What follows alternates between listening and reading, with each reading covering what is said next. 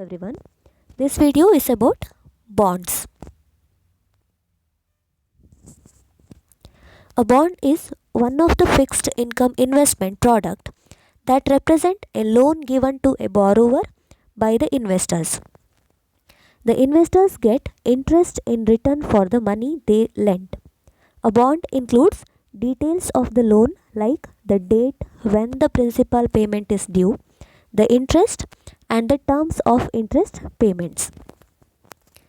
These are issued by the government, corporates, municipalities, and states to fund their projects. Also, they pay regular interest to the bondholders. If this financial instrument is held until maturity, the lender gets back the principal amount. Alternatively, the investors can sell it in the secondary market at a higher price and make a profit. A company can raise capital either by issuing equities or by issuing debt securities. Debt securities include debentures and bonds. These bonds enable the company to get loan from the individual investors for a specific period of time. Usually, government, municipalities and other organization issues bonds. These bonds carry fixed rate of interest. Interest can These investors can receive their money back after the maturity. Features of bond: face value, the worth of the bond upon maturity. It is also the base amount on which interest is calculated. This face value is also known as par value. It is the amount of money that bond issuer agrees to repay to the buyer at the time of maturity. Along with this amount, the investor also receives interest amount, which is also calculated on the basis of this face value. The amount the investor is going to receive at the time of maturity is called face value of the bond. Coupon rate, the interest rate on the bond paid by the issuer of the bond to the investors. The coupon payments are made annually or semi-annually. Coupon rate is also known as interest rate. It is a rate paid by the issuer of the bond to the buyer for lending money. This amount is calculated on the basis of face value and not on the basis of the issue price or market price. Coupon rate, the interest rate on the bond. Coupon dates, the dates on which the investor receives the coupon payments. We can call it as interest payment date. Usually, bonds pay coupon amount annually or semi-annually, that is, 2 payments each year. Maturity date, the date on which the bond issuer pays back the face value of the bond to the investor. It indicates repayment of the loan taken. It is also called termination date, this maturity date or termination date. It is the date of repayment. On this date, principal amount becomes due. Usually, this date is printed on the bond certificate. Maturity date, the date on which the investor is going to receive his money back. Issue price, the price at which the bond is initially sold to the investor by the issuer. In other words, it is the price at which investor buy them. Usually this amount is less than the face value. The price at which the investor is going to buy the bond from the company is called issue price. Bond duration. Duration measures the sensitivity of the bond's price to the interest rate changes. It is not an indicator of the length of time until maturity. Bond duration, it is the responsiveness of the bond price to the changes in the interest rates. The reaction the bond price shows for the changes in the interest rate is called bond duration. It helps to measure the interest rate risk. It is expressed in years, but it is not same as maturity. Usually when the coupon rate is added to the bond, the duration will be lesser than the maturity. Only in case of zero coupon bond, the maturity and duration can be equal. Credit quality. Credit quality is one of the principal determinants of a coupon rate. If the issuer of the bond has low credit rating, the default risk is greater, and as a result, these bonds pay more interest. The credit rating agencies frequently keep updating the ratings of the bond.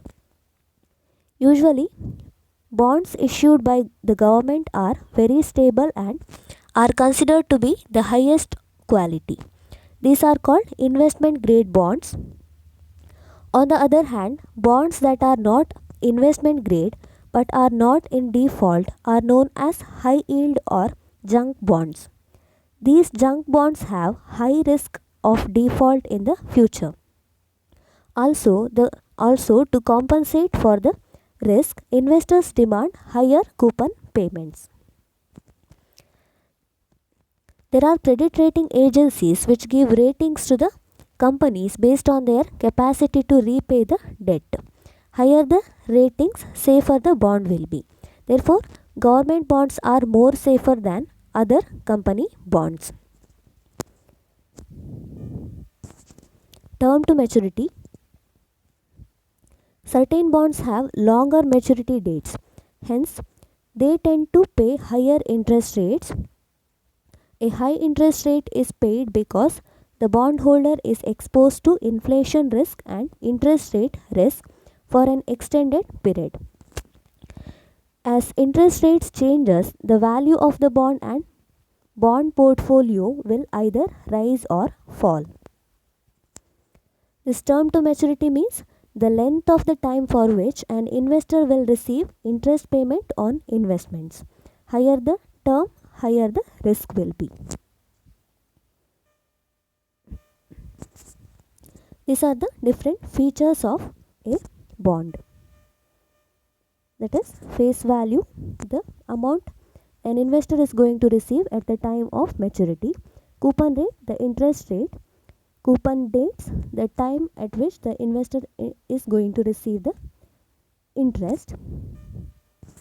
Maturity date, the date on which the amount is due. Issue price, the price at which the bond is purchased by the investor. Bond duration, the sensitivity or responsiveness of the bond price for the changes in the interest rates. Credit quality, the credit rating agencies are giving ratings to the company based on the quality. An investor can decide which bond to be purchased by him. Term to maturity, the term period for which the investor is going to receive interest on his investment. Next is advantages of bonds. Certainty about returns. Investment returns are fixed. Investor receives a fixed rate of interest and the principal returned when the bond matures. Investors know exactly how much their returns will be. Unlike equity shares, the rate of interest on bonds are fixed. The investors will have clarity about the amount they are going to receive at the time of maturity. The face value and the interest rate are the amount the investors will receive on the maturity. Less risky compared to stocks. Besides receiving specific investment returns, bondholders are paid first over the shareholders in the event of liquidation. Equity shares are considered as the highly risky investment avenue. Bonds are safer when compared to equity shares or any other kinds of stocks, since they provide fixed return to the investors. Even on the time of liquidation of the company, these bondholders are paid before the shareholders because they are the loan creditors to the company. Less volatile. A bond value can fluctuate according to current interest and inflation rates but are generally more stable compared to stocks. Volatility means variation. Here, stock market investments are subject to fluctuations. Bonds are not an exception for this. But compared to shares, bonds are less volatile. It gives better safety to the investors than stocks. Bonds have clear ratings. Unlike stocks, bonds are universally rated by credit rating agencies like Standard and Poor's and Moody's. This gives investors more assurance when picking a bond.